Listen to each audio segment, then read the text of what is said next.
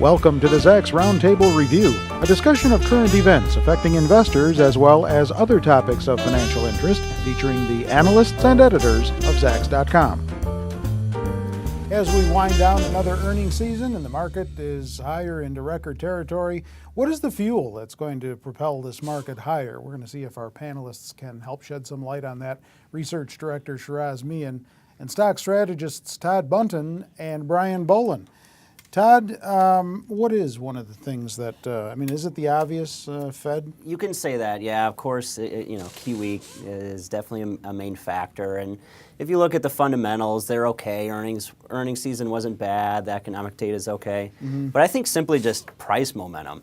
And the fact that, higher prices beget higher prices in a bull market like this is people come off the sidelines. There's still a lot of money on the sidelines.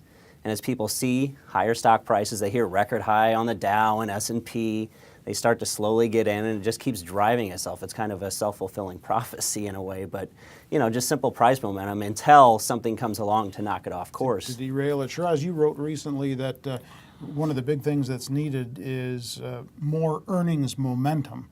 What does that mean? Growth? Growth, primarily, yeah. The overall level of earnings, as Todd rightly pointed out, is very good.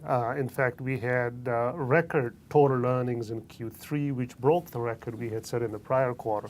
So the total level of earnings is very high, but there is not much growth. And as long as the cycle has been, let's not forget it started back in 2009, so it's not unusual for growth to kind of flatten out at this stage in the cycle, and that's something that's missing in confirming what the market has done up till now.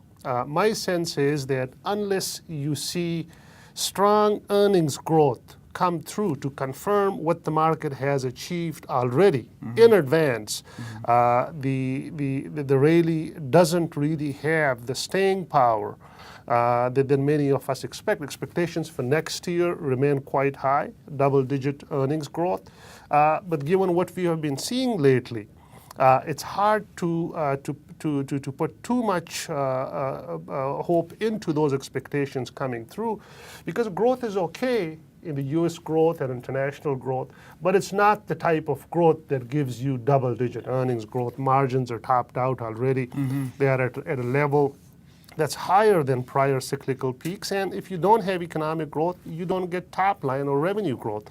And in the absence of that, the best you could get is 4 or 5% earnings growth. Now, is 4 or 5% earnings growth consistent with a market that's making new all-time highs?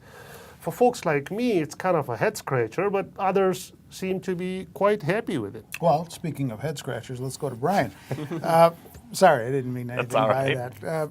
Anything cooking with the Iran nuclear deal? Is that going to add any fuel to this market at all? I think that definitely has a big impact on the price of oil. And when you talk about, what greases the change or the gears of industry, it is oil. And as we see oil move lower, I think you're going to see industry kind of pop up a little bit more. So that's going to add a little bit of strength. Then I think if we talk about the big macro issues, I think there's the Santa Claus rally that's right around the corner here. Retail sales have been good so far. We can expect more from that trend. Also want to see a little bit of a January effect. So I think there's two major things that are going to help the market rally continue on for at least another couple months. All right, so let's not get too far ahead there. You're looking all the way out into January.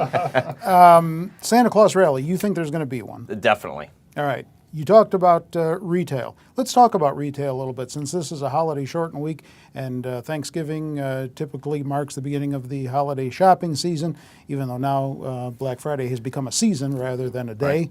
Right. Retail data supports consumers' willingness to buy this holiday season? Yeah, definitely on the macro trend. We were seeing over the course of the last couple of months where retail spend and all spend in general has been increasing. KKR had a report out that said that September was a plus 6% in terms of spending on a year-over-year basis. October was in a plus 8%.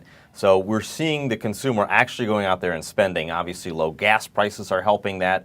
But there is that, momentum out there in terms of buying. What the retailers have been reporting, is a different story. We've got Best Buy that, had an okay quarter, but then gave a challenged outlook, if you will. Macy's had a great quarter, stock goes up 10%, and did give decent guidance going out there. So I think that the retailers are going to be okay. If you take a look at, I had interaction with one person on Twitter, a hedge fund analyst, said, that went to a shopping mall, and I said, tell me about the foot traffic in all the stores. Mm-hmm. And it was a disappointing account, but that's just one mall and one person's account. I would say that the mall foot traffic really picks up this weekend. Yeah, the fact that he was at the Mall of America didn't mean anything. No, it right was to your out of thinking. It was just a mall outside of New York City, so somewhere in New Jersey. I'm just giving you a hard time. Shiraz, you say it's going to be a mixed bag as far as retail. Mixed bag leaning towards weakness, I would say. All the trends that we have seen thus far are pointing towards an overall holiday shopping season that will be modestly weaker than what we saw last year. And the momentum getting into Q4 was on the weak side, notwithstanding the data you cited.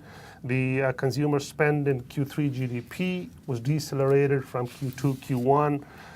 And some of these big bellwether retailers.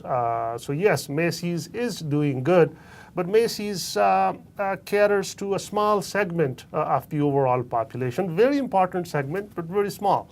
The majority of the folks who go to the Walmart and the Target and Kohl's and all of those, they are not really seeing the uptick in their top lines, the uptick in earnings for Q4, and the overall promotional and salesy kind of backdrop is probably good for consumers and good for shoppers this holiday season. But my sense is that come Q4 earnings season, we will see a lot of disappointing results from the retail sector as a whole. So as shareholders, as investors, we have to be wary of how the holiday shopping season is shaping up. So Todd, having heard both sides of that argument, I'll take the middle.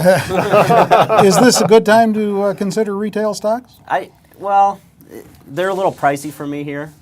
Consumer discretionary is one of the priciest sectors in the S&P right now, but I do think it's going to be a decent holiday season. One of the nice tailwinds, as Brian cited, lower gas prices. Okay, we'll have to see come next week after all of the people are out there shopping. And yeah. Led by Brian. The one thing that I'm really anxious to see is the new research that's out there that they use satellite tracking on the malls. They look at the actual cars in the parking spaces. That will be very interesting. I've seen a couple of those reports for the last couple of years. I think this year with more technology, it's going to look even better. All right. They need to track the clicks on Amazon site too. Well, sure. The traffic, sure. As I was about to say, we'll just leave it there because of time. We are going to get their top stock picks in the next segment, so click on over.